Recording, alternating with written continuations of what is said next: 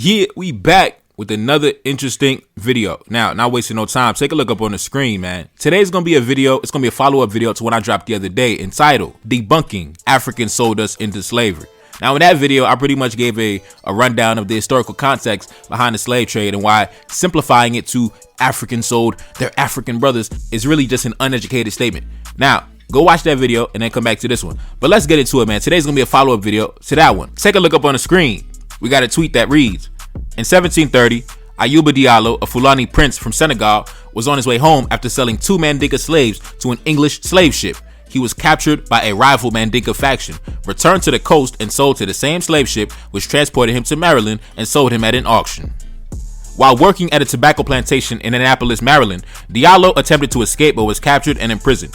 At the jailhouse, Diallo encountered another enslaved African from the Gambia who spoke Wolof and was able to communicate to the judge his reason for escaping. Diallo explained to the judge that he was a devout Muslim and was constantly interrupted and humiliated while praying by his master's teenage son. The judge ruled that Diallo would return to the plantation and his master must provide a safe area for his prayers. Before Diallo could return to the plantation, he encountered a traveling English priest and lawyer named Thomas Bluet, who was impressed by his rhetorical skills and literacy, agreed to mail a letter from Diallo to his father in Senegal. Bluet took Diallo's letter back to England to Oxford University's Department of Arabic to confirm if it was indeed Arabic. While reading the letter, the head of Oxford's Arabic studies became aware of Diallo's nobility and aristocratic status. The letter was then forwarded to James Oglethorpe, the president of the Royal African Company, the same company whose slave ship had transported Diallo to Maryland. Oglethorpe bought Diallo's freedom and had him brought to England. Oglethorpe agreed to send Diallo back to Senegal. Diallo was transported to Gambia on another Royal African Company ship. When Diallo arrived in Senegal, he discovered that his father had died and his wife had remarried. Diallo settled in the Gambia and resumed slave trading. Now, y'all can pause the video and read the rest. It's not that important. But anyways, let's get into the topic of today. We're going to talk about the complicated truth behind the slave trade. If you watched my video from the other day entitled Debunking Africans Sold Us into Slavery, I had mentioned in that video that many of us who allegedly got sold into slavery, that's crying about, oh, they sold us into slavery, they sold us. I had said that a lot of y'all that's crying and bitching and moaning, talking about how somebody sold you into slavery, a lot of y'all, if you want to go back into the bloodline, listen, your hands ain't clean. You're not innocent. That's what I said in my video. And today we're going to attack that topic. Now, I'm not saying everybody in the diaspora, you know what I'm saying, your hands is dirty, but I'm just saying that stop this nonsense about somebody sold you and you the innocent victim and shit like that. Historically, that's inaccurate. That's not how the story went. Now, anyways, let's get into it. I want to use the story of Ayuba Diallo to drive my point home from the other day. But in fact, before we get into that, take a look up on the screen, man. I seen his tweet. It was funny to me. This guy responded to that whole little story about Ayuba Diallo, and he said this: in 2023, his descendants will now point at me and say, y'all sold us. Hey, man, hey. That shit funny to me, bro. I'm assuming that brother is a continental African, and he's talking about those in the diaspora who's always talking about y'all sold us. When guess what? A lot of y'all carrying that Fulani and Mandinka DNA. Hey, it is what it is. Now, let's get into it. The story of Ayuba Diallo is a perfect example of the complexity of the slave trade and how it was often driven by a range of motives beyond just simple economics, right? The European narrative of history is always going to oversimplify everything, and they count on us never actually having the desire to pick up a goddamn book and see the truth for what it is. Now, let's get into it, man. The story of Ayuba Diallo is complex because he was not captured for solely economic reasons, right? Instead, his enslavement was rooted in a long-standing conflict between the Fulani and the Mandinka during that time. As we already know, like it was mentioned in the story, Ayuba Diallo had been involved in the capture and sale of Mandinka citizens in the past, and his enslavement was seen as an act of revenge. And this is a bit off topic, but I remember when the Woman King movie came out, and a lot of people were getting, upset because of the Dahome's involvement in the slave trade. And I remember asking people, well, what would you have preferred? You would have preferred that the Dahomey had sat down and lay down and let everybody run all over them and bulldoze them and sell them into slavery 100 miles per hour? Me personally, bro, I mean, the Dahomey had to take up arms and defend their nation, bro. I mean, that was my opinion on the matter, but a lot of y'all don't got that. Y'all don't got that same mentality as me because y'all don't understand the historical context, because a lot of y'all don't really understand the concept of protecting your borders against foreign adversaries, because many of us are so far removed from that concept. In 2023, many of us cannot comprehend the pre-colonial geopolitical landscape that our ancestors had to navigate. And that's fine, but if you don't understand it, just sit down and shut up. Don't be trying to give your opinion when people talking about historical shit. And I want to use the story of Ayuba Diallo to show that the slave trade is often misrepresented when people use the phrase Africans sold their own people, Africans sold their fellow Africans. Ayuba's enslavement was not a case of one group of Africans selling their own people, but rather a case of two rival factions among the Fulani and the Mandinka engaging in a long-standing conflict that resulted in Ayuba's capture and his sale as a form of get back for their brothers that Ayuba had previously sold across the ocean. Now, I don't know about you, but if you sold my brother into slavery, you sold my father into slavery, you sold my sister into slavery, you sold my mother into slavery, I'm picking up arms and I want your head, bro. I'm picking up arms and I want your head on a goddamn platter, bro. Straight up. And shout out to the Mandinka that ran down on Ayuba the same day.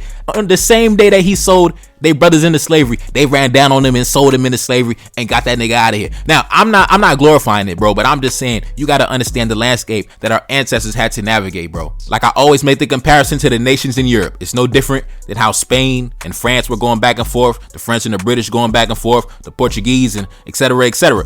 Bro, that's life, man. That's life. You study history long enough, you know that certain patterns come up in all civilizations, all different continents, different regions of the world. The same shit is going on. Competition amongst men for power, dominance, and control in the region.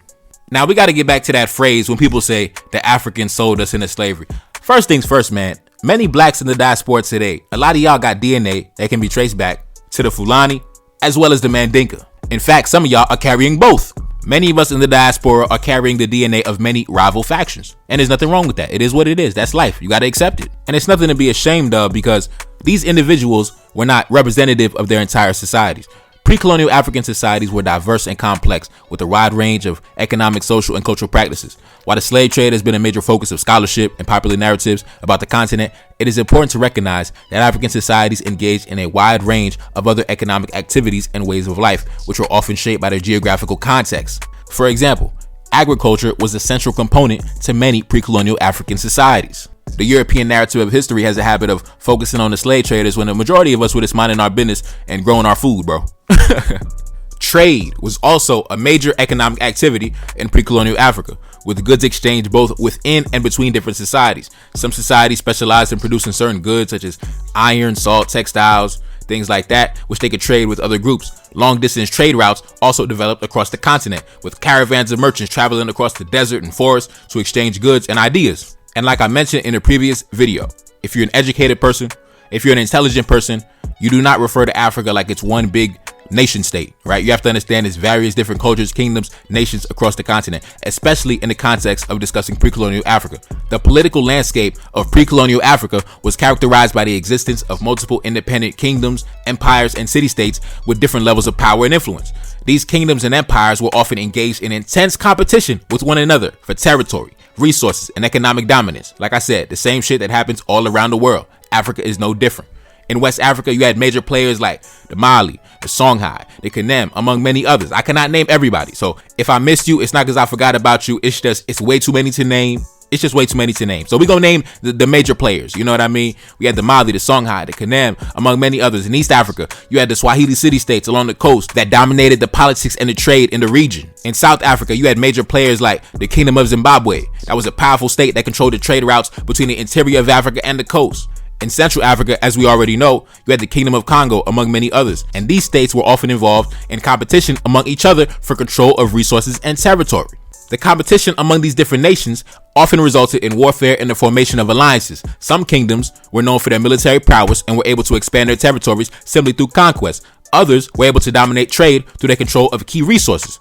In summary, man, the political landscape of Africa before the colonial period, it was complex and diverse, and we should respect that. We should respect that, and we should not try to oversimplify that with easily digestible narratives that don't match the context of present-day politics. So, anyways, man, it's your boy Neferkari Desalegn back in the building. Yes, indeed. Like, share, subscribe, Cash App in the description, and I'm gone. Peace. Reincarnated, I'm back in original fashion. I left on a horse and came back in the ass, and I left with abundance and came back to famine. We used to be pyramids, now we be rapping. Look how the mighty have fallen. Used to be running, now we be walking. When you be cooning, that's when they applauded. Selling your soul, your sons and your daughter. Gotta come up in this shit, they stuck in the mix. Really, my heart it be breaking. That's why I'm stacking that paper and handle my business. Pass it down in generation. Talking about money and power and building a nation. That's a deadly combination. Never be watching the TV, they pushing agendas, falsifying information. Know they got malice intentions. Step in the room and I'm feeling the tension. Enemy watching, he blocking my vision. Paying for the check cause I need my redemption. Building my kingdom, I need it protected.